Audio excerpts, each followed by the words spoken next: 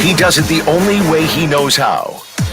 With his massive sports brain sprinkled with a smidgen of rabble-rousing. Let's get back to the Connor Happer Show on 1620 The Zone.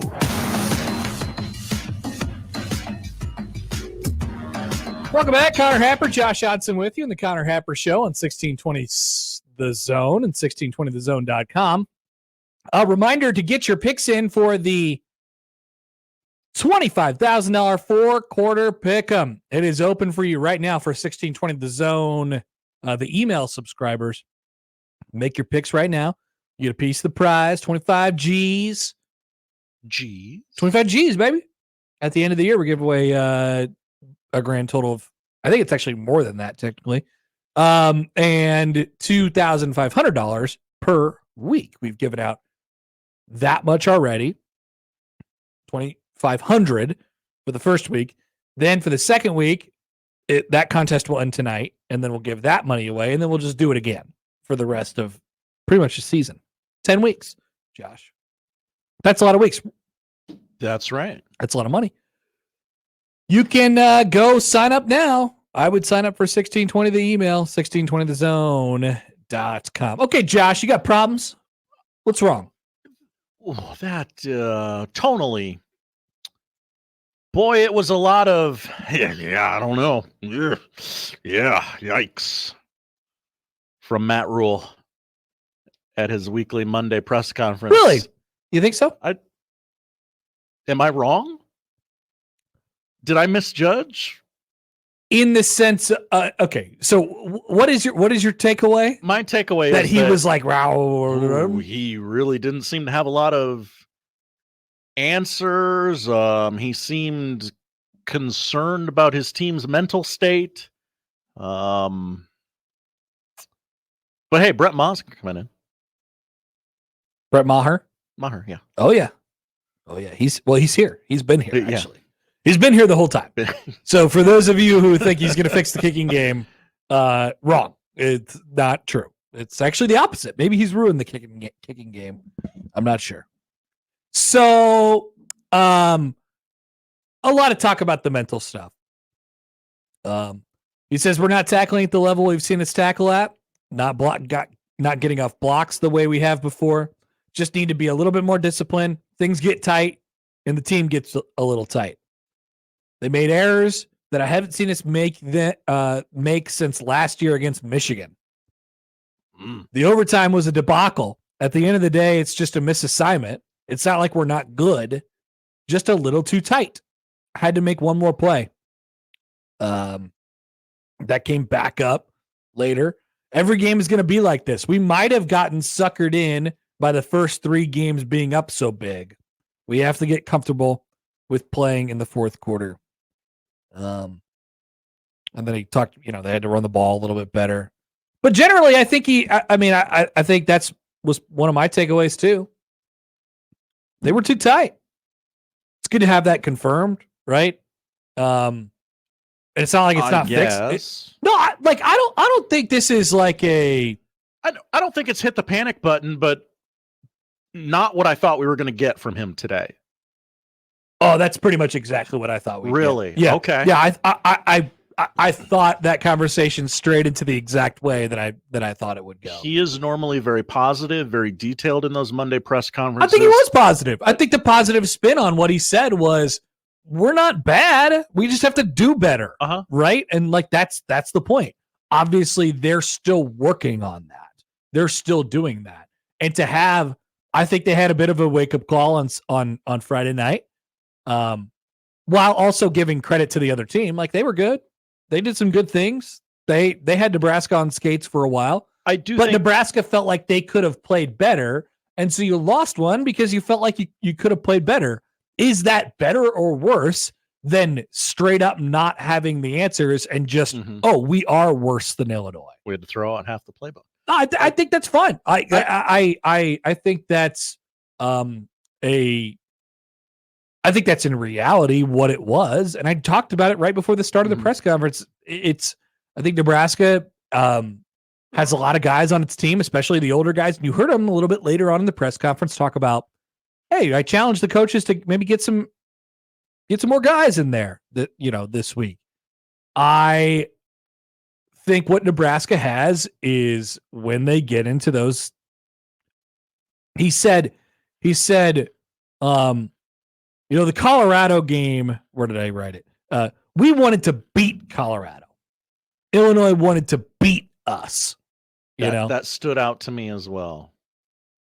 And the one thing I think we haven't done a good job of on this show today is Illinois played a hell of a ball game. Sure. Friday night. Yeah, they were fine. I know a lot of people don't want to hear that. We'd rather blame officials and blame missed third down throws to wide open players, but Illinois played pretty well. Yeah, they were really good. I mean, I shouldn't say that. They weren't really good. They were fine. They're not. They were fine. Illinois not world beaters, but no, Nebraska had opportunities to win that game, and I think the coach, looking at it again, thought we're just doing uncharacteristic things in moments that we haven't experienced yet this year. This group hasn't experienced the close game, and I think that's definitely still, like I said before. I think Nebraska has a lot of players in their roster who have been around for a really long time and want so badly for this to work. And I don't think that's a bad thing. You just have to channel it into not wanting it too much.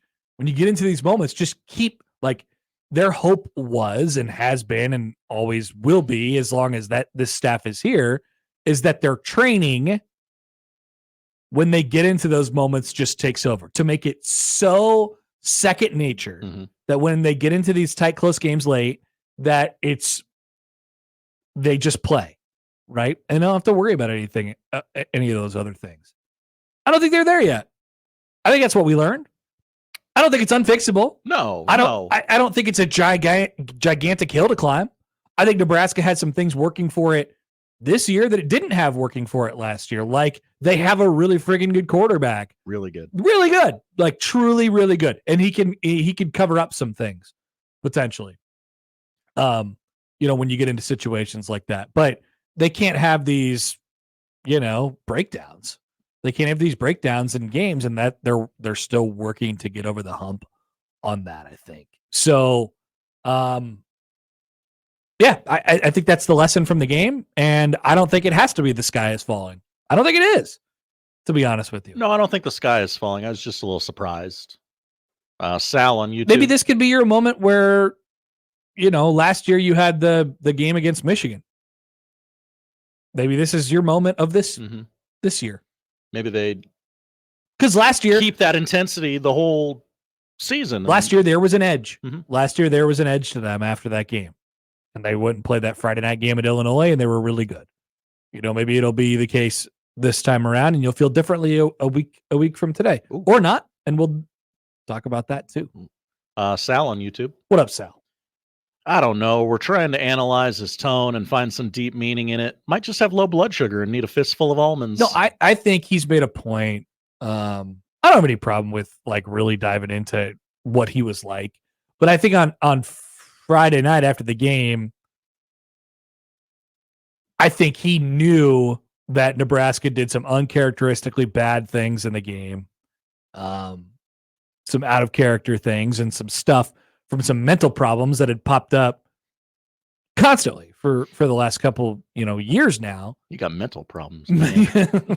Yeah, I think he knew that, and I think the message and the tone that he was trying to convey in the post-game press conference was, calm down, right? We're beaten down by this. You should be beaten down by this. So excuse the kind of monotone, like, here's what we have to do. But that's what they're trying to get their players to understand. This is a process. He talked about it with Dylan Raiola. He said on Dylan's throw to Nair in the short corner of the end zone that got caught, he ran over to the sideline. He goes, "Coach, I'm so sorry. That was so stupid. I was trying to throw it away. That was so stupid."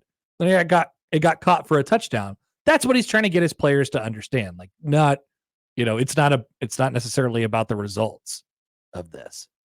Omaha on YouTube. Hey, Omaha. The whole city. Yeah. Connor, stop sugarcoating this. I believe the city is What am I panicking. sugarcoating? You're carrying Matt Rhule's water. I'm the only one with the guts to call him out. I don't think so. On what I'm calling him out for, I'm not really sure. Michael writes in, Connor, no, you, my friend, are wrong about Illinois. You said last week, I'm not worried about Illinois. They'd beat a bad Kansas team. Did you see them against Central Michigan? They're not very good. And guess what? We were not very good. And they were, and they are beating who's in front of them. And we are not after Friday. That was a lot of words in a one sentence, Michael, but I think I understand what you were trying to say.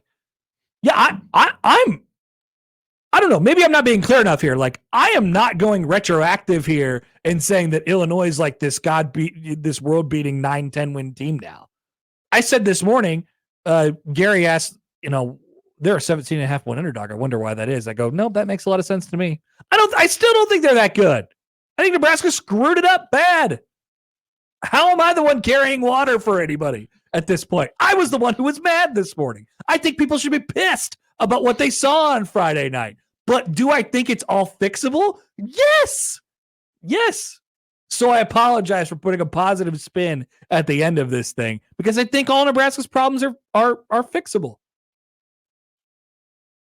I don't think all of them are fixable. I think that a lot of them are fixable. Not the kicking. I don't think that Nebraska stop sugarcoating the kicking sucks. The kicking thing is maybe not fixable. You're going to be running 50-50 as long as you live on that one, maybe. And I wonder if they have the answers in the run game. Yeah. Outside of that, I think it's fixable. I think the defense being just straight up bad on third downs and against the run on Friday night, I think that's fixable. You could find some fool's gold this weekend against Purdue because I don't think they're good against the run. Yeah, I don't care. Give me the fool's gold. Sure. I'll take all of that gold. Sure.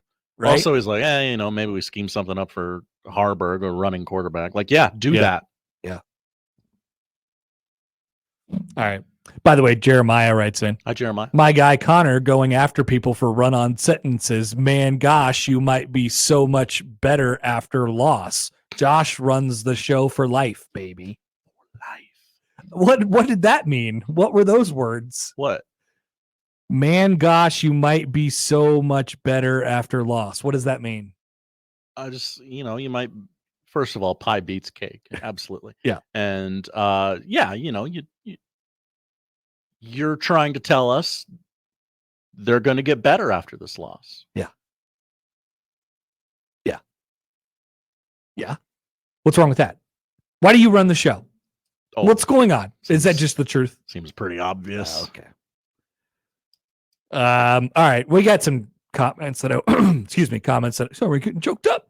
Comments that I'd like to get to on what we just talked about there. I'm not I don't think what you heard at the press conference was Rhule pressing any panic buttons or anything like that. I think they realize that they still have this task that is ongoing of trying to get dudes to understand that it's not bigger just because there's more noise and there's more energy and it's a close game and it's the fourth quarter and it's a Big Ten game. And it's like they're trying to just get everybody to approach everything the same all the time. And it's so hard. It's so hard. And I think there's probably a realization of that. Quote, those guys don't listen to me. End quote. Matt Rhule from today's press conference. Those guys don't listen to me.